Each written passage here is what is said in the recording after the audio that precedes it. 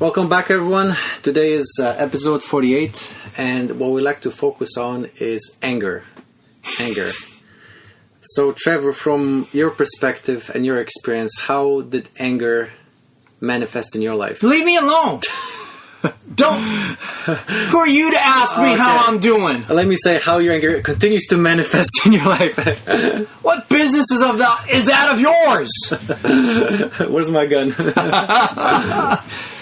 Man, anger. Yeah. That's a good topic. I don't know about you, but I've run into a number of guys that say, man, they wrestle with that. And I don't know about you, a lot of these guys who say that, I would have never guessed it. Does that happen to you? Yeah. I mean, some guys, they're angry, but a lot of the guys, you angry? Really? I can't imagine you being angry. It's shocking, isn't it? Yeah. I guess the question we have to ask ourselves on this episode is why? Like, what's the deal with anger? Why is there so much of it that we're running into? Have you pondered that? Well, I mean, I guess the easiest place to start is myself, my own experiences. And I think that anger in my life came from the fact that I did what I was supposed to and it didn't work. Mm-hmm. And instead of owning up to why it didn't work, I got angry, whether internally or externally. And I would be able to stuff it down in front of the people who I thought I have to be careful around. But then I would quote unquote, unload mm-hmm. on the people who were no threat to me. It's really frustration. Yeah. Of something we can't control. Yeah. And it creates these feelings of I can't control it, I can't manage it, and I get angry. Right. I think my biggest example, let me put it this way, my most embarrassing example, because who can ever really can say I was angry and behaved in a way that was respectable or in a way that I was proud of. That's not righteous anger, huh? I mean, I think Jesus did that well when he twisted together the whip, went back into the temple court, and throughout the money exchangers and so forth, people that were conducting business for gain. I think Christ was able to demonstrate a righteous anger that was commendable, honorable, and respectable. And it was I'm not a biblical scholar, but I can't recall many times. That's the only one that comes to my mind where Jesus expressed righteous anger. Yeah.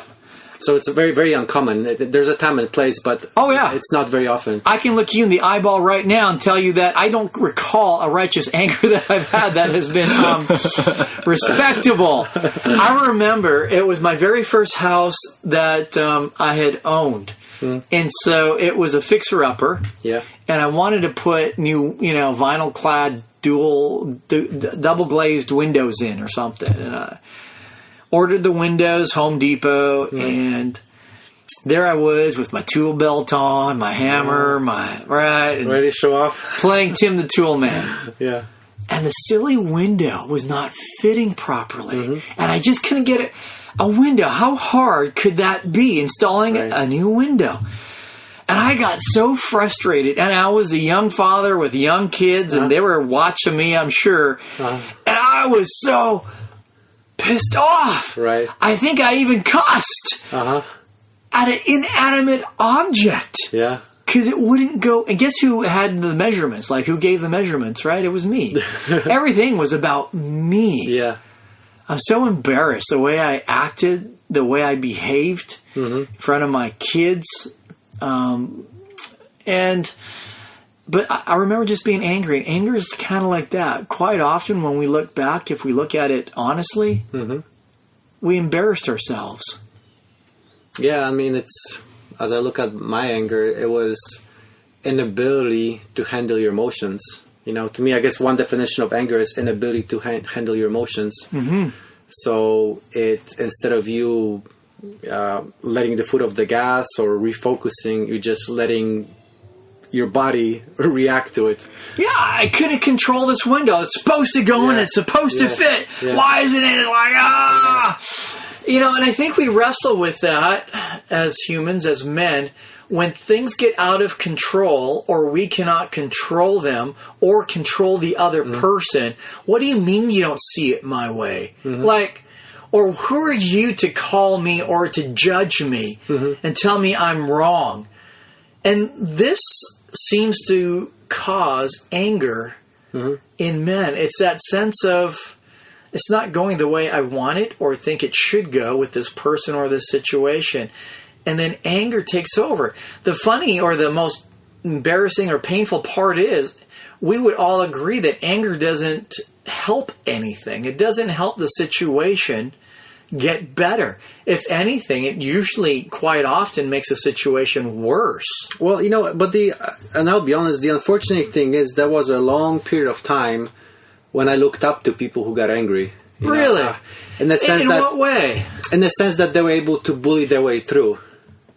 For example, I grew up, I spent much of my time in the military, and especially I was in infantry, so you could definitely see NCOs or even some officers who were able to use anger to get people to get the job done. Mm-hmm. And there was a part of me that I was like, wow, I wish I could do that. Because I guess, to me, being angry, in a way, was manly. Mm-hmm. And I thought that, hey, if I could just be angry and pull it off, I'd be a real man. Yeah. The issue with me was that when I got angry, it typically got things worse. So yeah, unfortunately, I hate to say it, but the reason why I tempered my anger wasn't so much that I want to temper my anger, is because it didn't work for me. Mm-hmm. But inside of me, selfishly, I was like, man, I wish I could get it work. I wish I could be like, some of these guys on TV when they got angry and then boom, things happen. I was like, wow. Teach me, master. But that was on TV. But if we were to stay within that that mode of learning, right, for media or entertainment, there was a movie that Mel Gibson did. I think it was called We Were Soldiers. I've seen that one. Is that the one where they are basically they're on a hotspot? He is just calm. He's the first. He says, "I'll be the first one onto the battlefield and the last one off." Yeah. Is that the right movie? But that's not anger. That's what the point I'm making. Like you were talking about leaders that would express themselves in anger to get the job done, and you were impressed by them. But yet, my question is, could it not have been done in a better way that had better results? And it brought me back to Mel Gibson in that role, who stayed calm and in control and led his men well without really expressing anger. Yeah, that's a great question. I think that the issue for me back then is that I assumed that the people I was getting angry at, they didn't get it like the people that Mel Gibson commended. Mm-hmm. So I guess maybe one way to look at it is I thought that because I am not blessed with people like that, I need to force that onto them to wake them up. Yeah. And I thought that... And I guess maybe that was a way for me to assert my authority, that, hey, if I just got angry and I got people pay attention to me, isn't that power? But I think the more I think about it, I think it really, surprise, surprise, goes back to my childhood. No, you don't say. Yeah, exactly. Who would have figured? where my grandfather was the bully, and he got yelled at everybody and got things done like that. So I think that the more I think about it, the more I kind of peel back the onion. It really had nothing to do with the military per se. Just I was still so hurt and wounded that I didn't recognize that it was all pointing back to childhood. It just, I guess I thought that if I sugarcoat it in this whole military righteous anger thing, then I could make it work. Yeah. The filter that you created when you were young with your grandfather. Yeah. And then seeing it kind of have effectiveness. You probably didn't like it at the time, his anger. You probably despised it. I know you did. Yeah, well, but it's kind of a common thing that a lot of times the very same thing that you hate, you become, and unfortunately a lot of times people don't even realize that. And myself included for a period of time. Yeah, because the men that Mel Gibson, really I forget the role that he was playing, which was based on a true character. Yeah, he was Lieutenant Colonel Moore. Yeah. Yeah. He had the same kind of men you had, except men respond to men differently. Like those men responded to who he was, and that's the problem. See, that's the problem. And that's what makes the difference. And that was my problem. The confession time is because people didn't respond the way I want to respond. It was because of me, not because of them. But it's much easier to point a finger at somebody else. See, now you can laugh at this. Yeah, well, exactly. But back then, I will get really angry when you bring it up. because it's, of course, no. I mean, look at my shoulder. Look at my diploma. I get it. Yeah. It's them. Right? Yeah, and again, it kind of goes back to last episode. It's services. I just, even though I've watched these movies, I admire those movies. For whatever reason, I did not see that that's really the way to go. I just thought, hey, these are the movies, and in real life, it's the anger. That's how you get the job done. And yet the reality is the anger has blown apart marriages, has caused pain between parents and children and spouses. And anger is a terrible thing. I think righteous anger, which is very rare, so that's not what we're talking about here. We're talking the anger that we see demonstrated in today's culture, where things are being destroyed, even physically, literally. Demonstrations that are destroying people's property in the streets. Anger that's causing a man to totally berate his wife, or a wife to totally talk disrespectfully and about her husband behind his back, and all this anger has led to a lot of destruction. It's not good. So then how do we deal with it, man? Like the guys that are listening and going, I get it, I'm a part of it, I'm guilty, I'm embarrassed, seen it, done it, did it, and not good. I have a strained marriage, my kids don't talk to me, or they're in the process of not talking to me, they don't want nothing to do with me. How do they deal with it, man?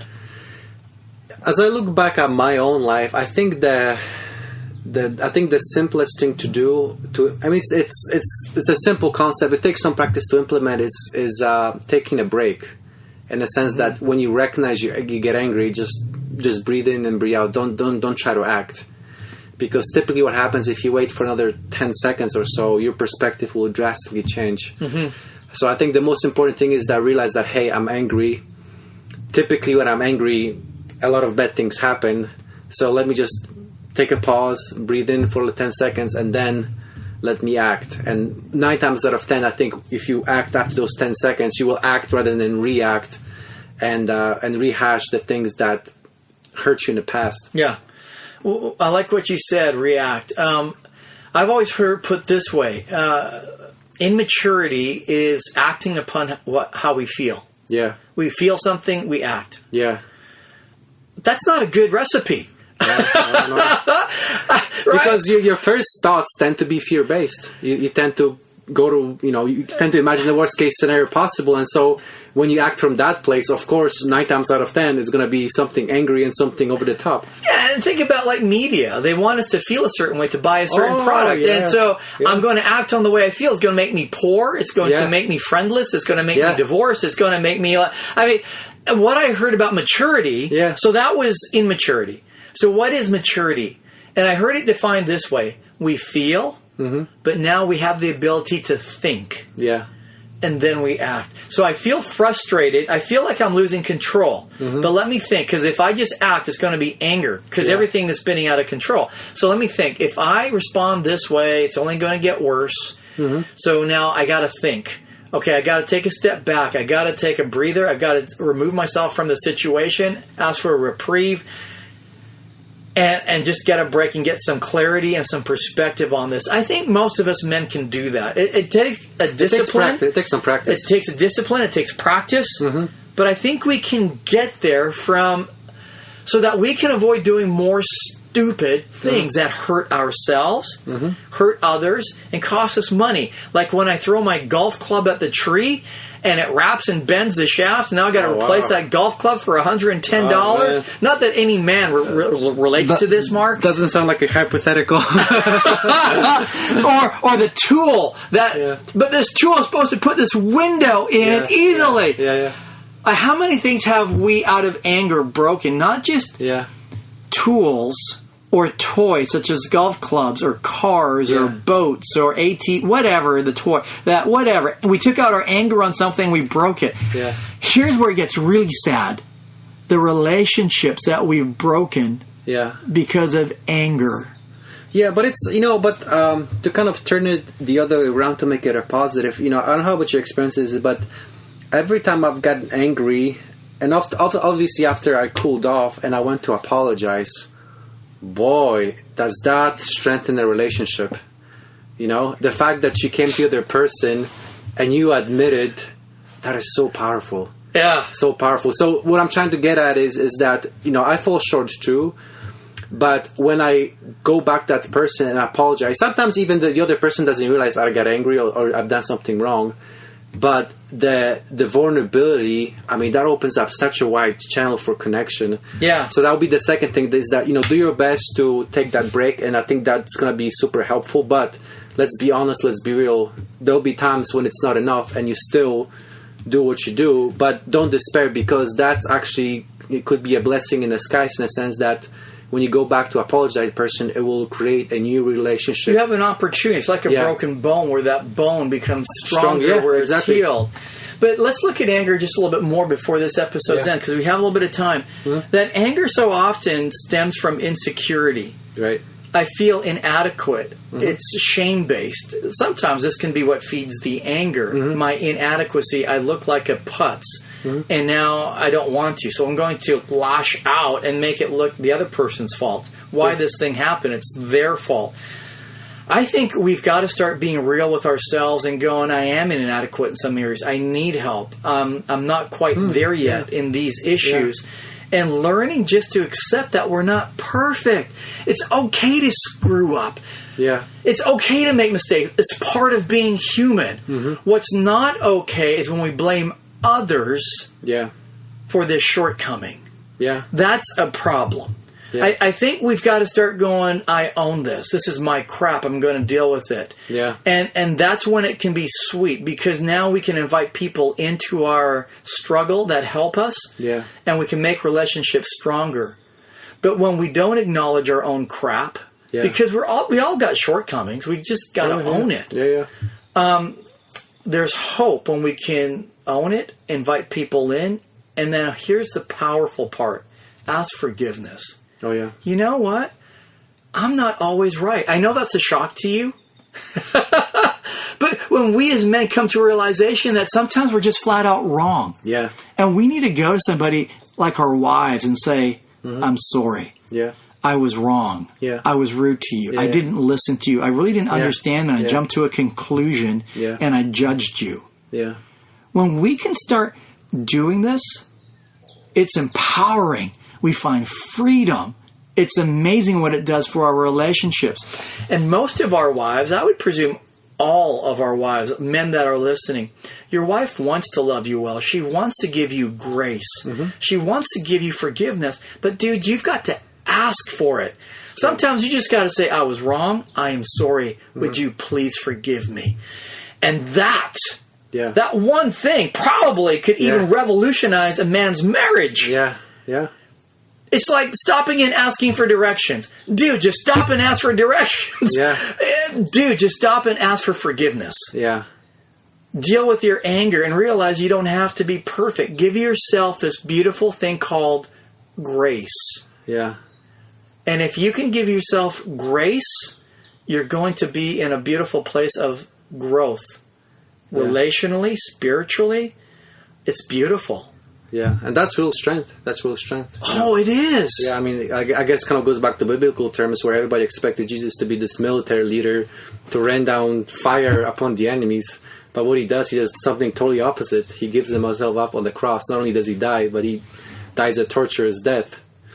Because of love. Exactly. Exactly. I loved. And so I'm instead of trying to control everything, I'm going to let love play out. Is what he says. So I'm going to die on the cross. I'm going to go through this. We just had Easter, right? Or Resurrection Sunday. Yeah, yeah.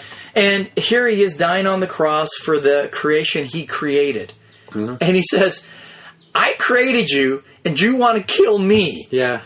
If that's what you feel you need to do, I'll do that for the bigger cause of love. Mm-hmm. He could have gotten really angry. Said, you stupid dumbasses. I created you. I'm trying to give you eternal life. I'm trying to give you like good things. How stupid can you be? You want to kill me. Yeah, yeah.